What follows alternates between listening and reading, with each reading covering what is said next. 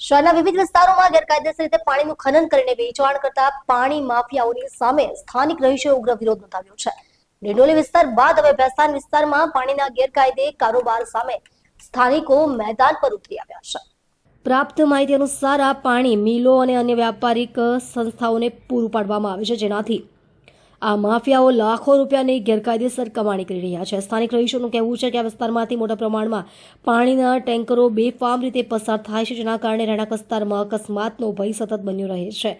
ટેન્કરોની અવરજવરના કારણે માર્ગ પર ભીડ તો થાય જ છે અને સાથે સાથે નાના બાળકો અને વડીલોને આવન જાવનમાં ભારે હાલાકીનો સામનો કરવો પડે છે।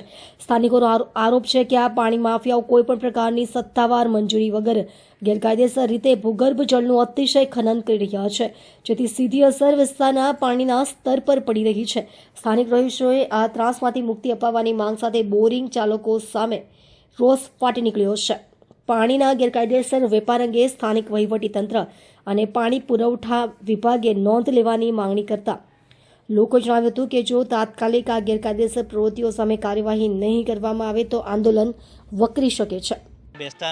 બેસ્તાનમાંથી બોલું છું અને અમને અહીંયા પાણીના ટેન્કરની બહુ સમસ્યા છે। ગેરકાયદેસર પાણીનો બહુ અહીંયા વપરાશ ચાલે છે અને ટેન્કર ભરીને મિલોમાં પહોંચાડવામાં આવે છે અને અમને જો અમારી માંગ છે, અગર આ વસ્તુ અગર નહીં બંધ થઈ તો અમે અહીંયા ધરના પ્રદર્શન કરીશું, કારણ કે લોકોને બહુ હાલાકી અહીંયા છે।